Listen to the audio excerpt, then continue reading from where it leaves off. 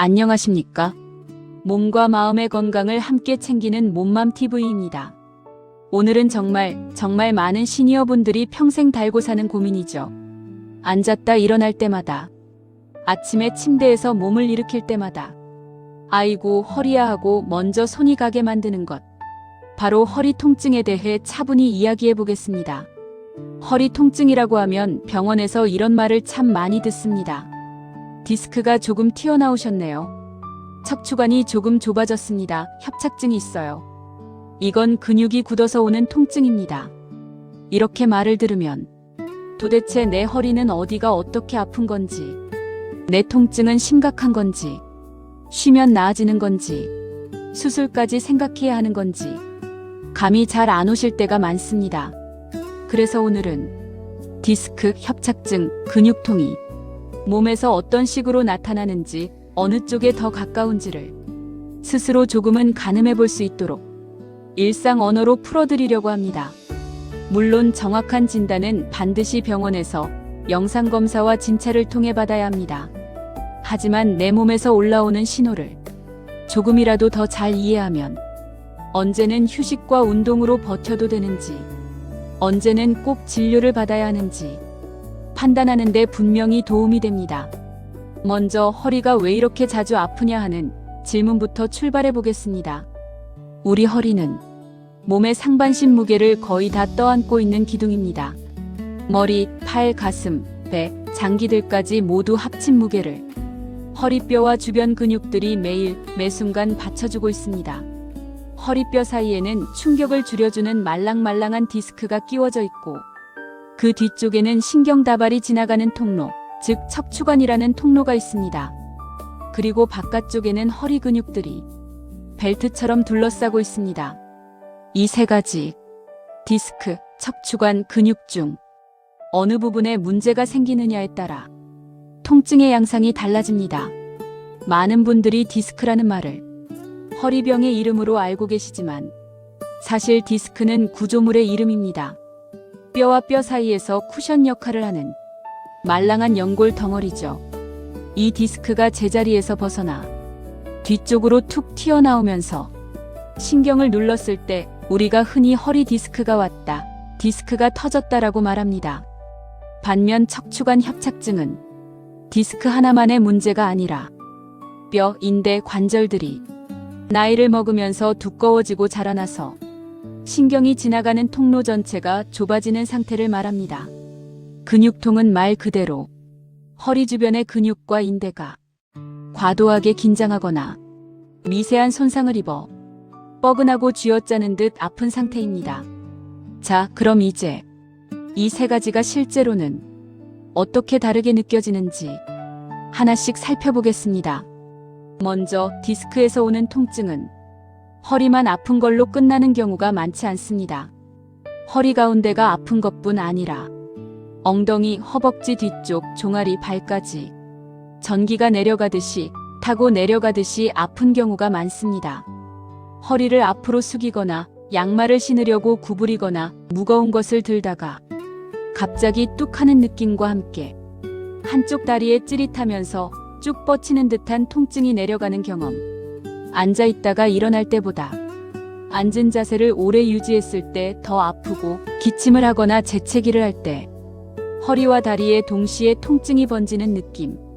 이런 특징들은 디스크와 관계된 통증에서 자주 보이는 양상입니다. 저림도 특징적입니다. 허리 통증보다 다리에 저릿저릿한 느낌, 감각이 무뎌지는 느낌, 특정 발가락이나 종아리 바깥쪽만 유난히 이상한 느낌이 들 수 있습니다.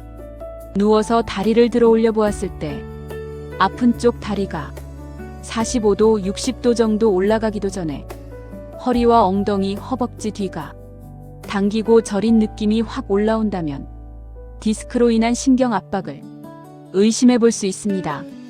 반대로 척추관 협착증은 처음부터 이렇게 벼락같이 아프다기보다는 걷다 보면 점점 다리가 아프다, 조금만 걸어도 허리와 엉덩이가 결린다, 이런 식으로 서서히 나타나는 경우가 많습니다. 특히 이런 표현을 많이 하십니다. 10분, 15분 정도 걷다 보면 허벅지나 종아리가 터질 듯이 아파요. 그런데 잠깐 서서 쉬거나 쪼그리고 앉으면 또 좀 괜찮아져서 다시 조금 걸을 수 있어요. 또는 허리를 쭉 펴고 서 있으면 더 아픈데 조금 앞으로 구부정하게 숙이면 좀 덜 아픈 것 같아요.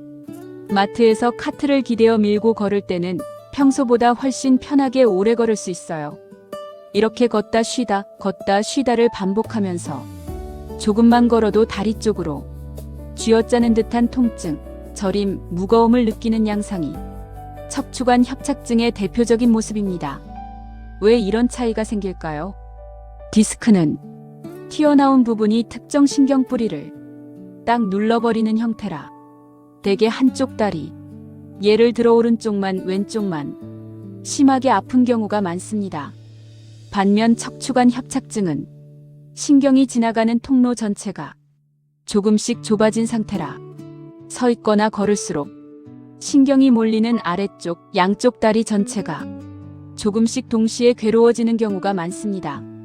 걸을수록 증상이 심해지고 앉거나 앞으로 숙이면 덜 아픈 건 역시 허리를 앞으로 굽히면 척추관이 약간 더 넓어져 신경이 받는 압력이 줄기 때문입니다. 그렇다고 해서 무조건 한쪽 다리만 아프면 디스크, 두 다리면 협착증이라고 단순하게 외울 수는 없습니다. 둘이 섞여 있는 경우도 있고 디스크가 있었던 분이 나중에 협착증이 같이 생기기도 하고 협착증 환자에게서도 특정 신경만 더 눌려 한쪽 다리 증상이 심해질 수도 있기 때문입니다. 그래서 오늘 말씀드리는 내용은 자가 진단이 아니라 내 통증이 어떤 방향에 가까운가를 조금 더 잘 이해하는 기준이라고 생각해 주시면 좋겠습니다. 이제 근육통 이야기로 넘어가 보겠습니다. 허리 근육통은 말 그대로 허리 주변의 근육과 인대에 과부하가 걸려 생기는 통증입니다. 대표적인 상황은 이렇습니다. 집안 대청소를 했다거나 오래 쪼그려 앉아 일을 했다거나 평소에 안 하던 일을 갑자기 많이 했을 때 그날은 괜찮았는데 다음날 또는 다다음 날부터 허리가 뻐근하고 결리기 시작하는 경우입니다.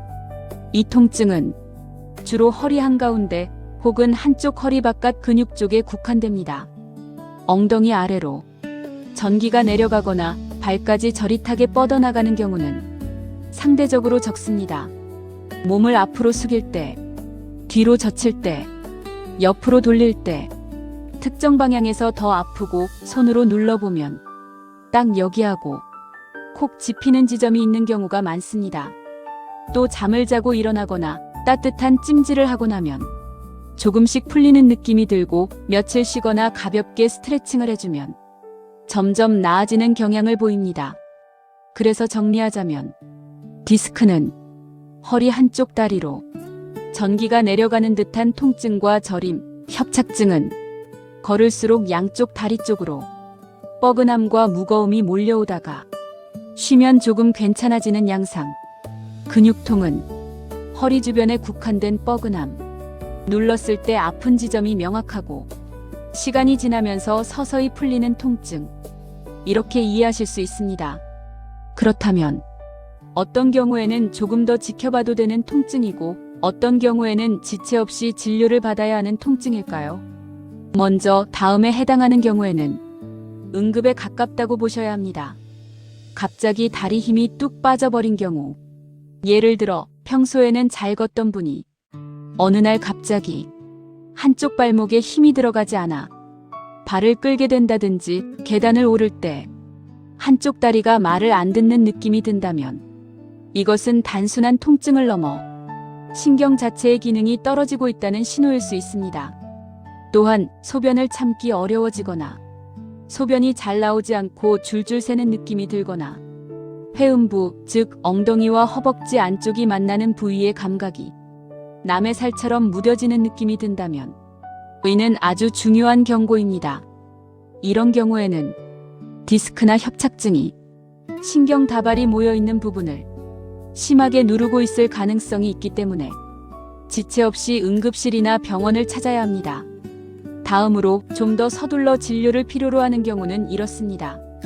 통증이 2주 이상 계속되는데 강도가 줄어들 기미가 전혀 없거나 오히려 점점 더 심해지는 경우, 밤에 잠을 잘 수 없을 정도로 통증이 심하게 몰려오는 경우, 누워있을 때보다 밤에 누우면 더 아파지고 진통제를 먹어도 통증이 거의 줄지 않는 경우, 최근에 갑자기 체중이 많이 빠지고 허리 통증이 함께 시작되었거나 열이 나고 몸이 으슬으슬한데 허리까지 계속 아픈 경우, 과거 암 치료를 받은 병력이 있는 분이 설명할 수 없는 허리 통증을 갑자기 느끼기 시작한 경우, 이런 상황에서는 허리 디스크 협착증뿐 아니라 골절이나 감염, 다른 질환이 숨어 있을 가능성도 함께 살펴봐야 합니다.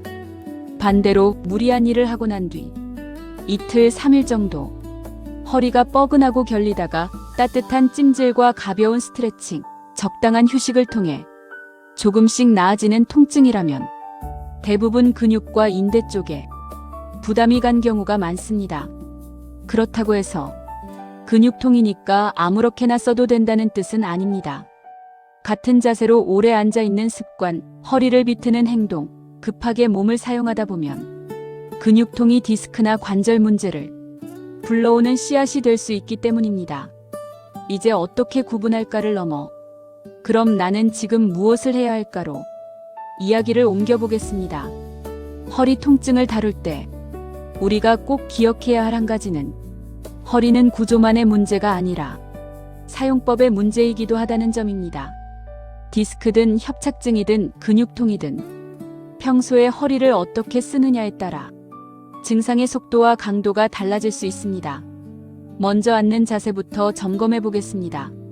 대부분의 시니어분들은 앉아 있을 때가 서 있을 때보다 편하다, 이렇게 느끼실 겁니다.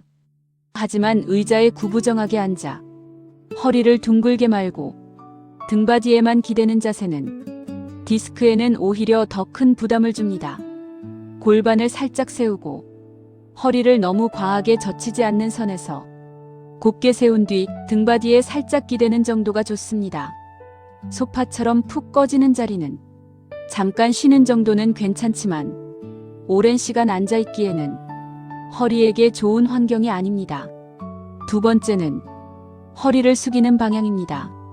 디스크 쪽이 약한 분들은 허리를 동그랗게 말고 숙이는 동작, 예를 들어 허리를 구부린 상태에서 무거운 것을 들어 올리거나 세탁물 바구니를 한 손으로 비틀어드는 동작을 특히 조심해야 합니다. 반대로 협착증이 있는 분들은 허리를 과하게 뒤로 젖히는 동작, 예를 들어 양손을 허리에 대고 허리를 활처럼 뒤로 꺾는 동작을 너무 자주 반복하면 다리 저림이나 통증이 금방 심해질 수 있습니다. 그래서 내 통증이 어느 쪽에 조금 더 가까운지를 알고 나면 어떤 동작은 줄이고 어떤 자세는 조금 더 활용해야 하는지 조절하는 데 도움이 됩니다. 세 번째는 걷기의 활용입니다. 허리 통증이 있을 때 운동을 아예 하지 말아야 하나요? 라는 질문을 많이 하십니다. 통증이 극심한 급성기, 다리에 힘이 빠지는 느낌이 있을 때, 지금 누워 있어도 숨이 찰 정도로 아플 때는 당연히 무리해서 걷기 운동을 하면 안 됩니다. 하지만 통증이 조금 가라앉은 단계에서는 적당한 걷기가 오히려 허리를 살려주는 역할을 합니다. 디스크 쪽에 더 가까운 통증이라면 짧게 자주 걷는 것이 좋습니다. 한 번에 오래 걷기보다는 5분에서 10분씩 하루에 여러 번 나누어서 걷고 허리가 당기기 시작하기 직전에서 멈추어 쉬는 방식이 좋습니다. 협착증이 있는 분들은 처음에는 걸을 수 있는 거리 자체가 짧을 수 있습니다. 10분만 걸어도 다리가 당기고 쉬어야 할 수 있습니다. 이때는 나는 왜 이렇게밖에 못 걸을까? 자책하기보다 10분을 2번, 3번 나누어서라도 자기 허용 범위 안에서 조금씩 걷는 시간과 거리를 늘려가는 것이 중요합니다. 네 번째는 체중과 복부 둘레입니다. 복부 비만이 있을수록 허리 앞쪽으로 무게가 쏠리게 되고 이 무게를 버티기 위해 허리는 뒤로 과하게 젖혀지게 됩니다. 이 구조는 디스크에도 협착증에도 근육에도 모두 부담이 됩니다. 살을 한 번에 10kg 빼자는 것이 아닙니다. 배를 가장 많이 불리는 늦은 밤 간식, 단음료, 술의 빈도를 한 번에 줄이기 어렵다면 주 5회 먹던 것을 주 3회로, 주 3회를 주 2회로. 이런 식으로 천천히 줄여나가는 것만으로도 허리가 버텨야 하는 무게는 줄어들 수 있습니다. 5번째는 허리 주변을 지탱해주는 근육을 깨우는 것입니다. 우리가 흔히 말하는 코어 근육, 즉 몸통 가운데를 받쳐주는 근육들은 허리뼈와 디스크, 관절이 직접 모든 하중을 받지 않도록 분담해주는 역할을 합니다.